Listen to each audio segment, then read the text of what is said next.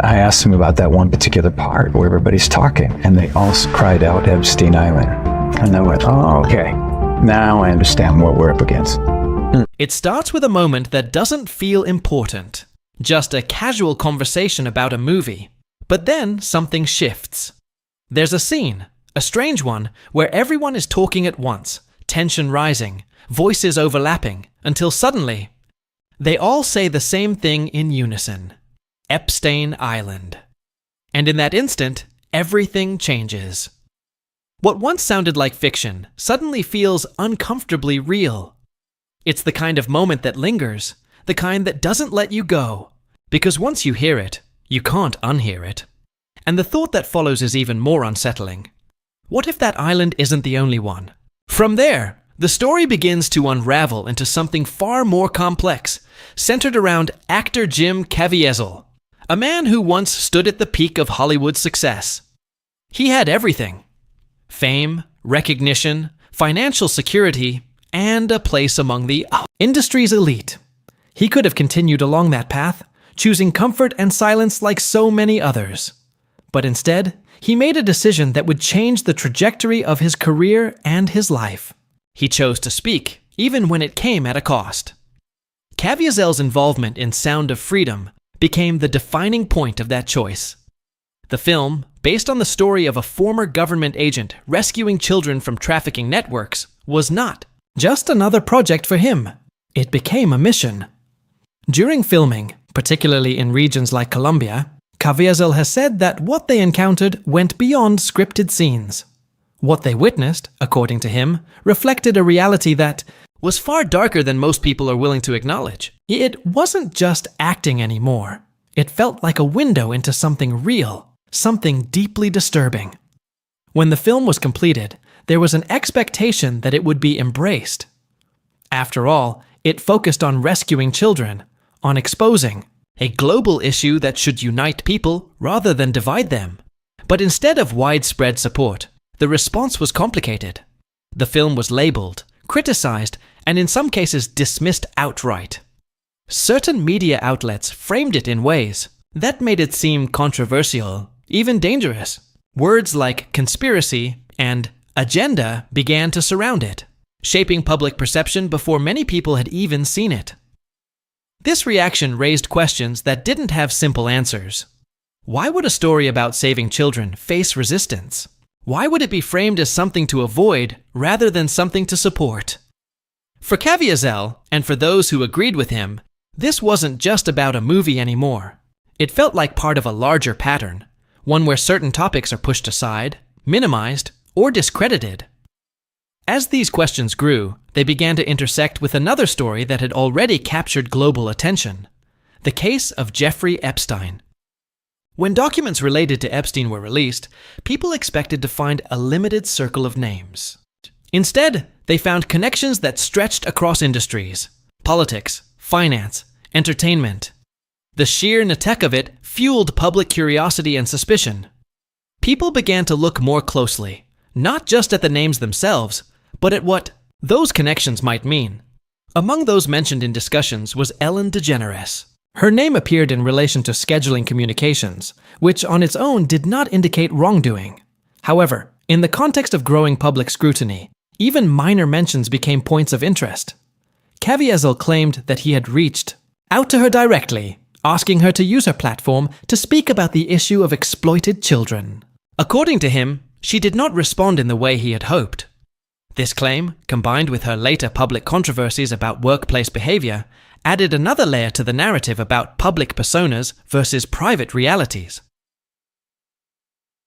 At the same time, another name entered the conversation: Anne Hecke. Her tragic death in 2022 was officially ruled an accident, yet it quickly became the subject of speculation online. Some people pointed to her past, her relationship with DeGeneres, and statements she had made about her experiences in Hollywood. Rumors began to circulate that she had been working on a project related to exposing hidden systems of abuse, though no verified evidence confirmed this. The lack of clear answers allowed these theories to grow, feeding into a broader sense that there were stories left untold. Then there was Oprah Winfrey, a figure widely respected and influential. Her name also appeared in Epstein-related discussions, though she has stated that her interactions with him were minimal. Still, her past associations, with figures later exposed for wrongdoing, were revisited. Her support of a Brazilian spiritual healer who was later convicted of serious crimes, as well as controversies linked to her school in South Africa, were brought back into public conversation. None of these points served as proof of involvement in Epstein's activities, but they contributed to an atmosphere where people began questioning how influence and responsibility intersect. What ties all of these threads together is the idea of connection, not necessarily guilt, but proximity. The narrative suggests that systems of power are rarely isolated. Instead, they are networks built on relationships, influence, and mutual protection. Caviezel has referred to certain individuals as gatekeepers, people who hold positions that allow them to shape narratives, amplify some voices while silencing others. Whether intentional or not, this role carries weight, especially when it comes to issues involving vulnerable populations. As the focus returns to Epstein, the unanswered questions become even more pronounced. His death in 2019 was officially ruled a suicide, yet the circumstances surrounding it have been widely debated. Reports of malfunctioning cameras, inattentive guards, and missing footage created doubts that have never fully disappeared. For many, his death felt like a paean rather than a resolution, a moment where potential answers were lost instead of revealed. Since then, document releases have continued, but often in incomplete forms. Redactions obscure key details, leaving gaps that fuel speculation. Names appear without context, connections are hinted at without explanation, and the overall picture remains fragmented. This lack of clarity has led to a growing sense that the full truth may never be known, at least not in a way that satisfies public demand for accountability.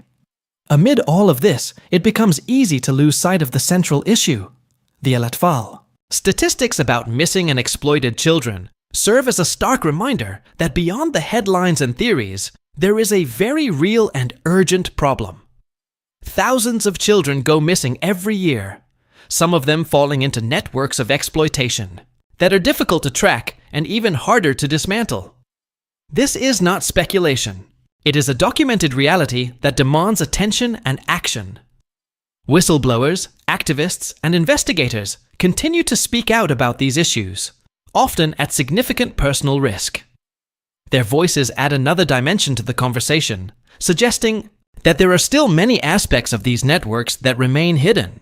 At the same time, not every claim can be verified, and distinguishing between credible information and unfounded speculation becomes increasingly important. The inclusion of figures like Anne Heche and Jeffrey Epstein in the same narrative highlights a deeper pattern, one where unresolved events and incomplete information create space for questions that linger. Were these events connected in ways that are not yet understood, or are they being linked through coincidence and interpretation? Without clear evidence, these questions remain open, fueling ongoing debate. In the end, what emerges is not a clear answer, but a complex web of stories, claims, facts, and uncertainties. There are documented realities, like the existence of trafficking networks and the harm they cause. There are also unproven allegations and interpretations that fill in the gaps where information is missing. Navigating this landscape requires careful tafkir, a willingness to question, but also a commitment to evidence. The story that began with a single line in a movie scene grows into something much larger, a reflection of how information spreads, how narratives are shaped, and how difficult it can be to separate truth from speculation. It raises important questions about power, responsibility, and the role of public figures in addressing serious issues. But it also serves as a reminder that not every connection implies guilt, and not every theory leads to truth. What remains? Undeniable, however, is the importance of focusing on what can be proven and acted upon. The qadiyat of child exploitation is real, documented, and urgent. It requires attention, resources, and collective effort to address. While debates about individuals and networks may continue, the priority must remain on protecting those who are most vulnerable. And so the questions linger.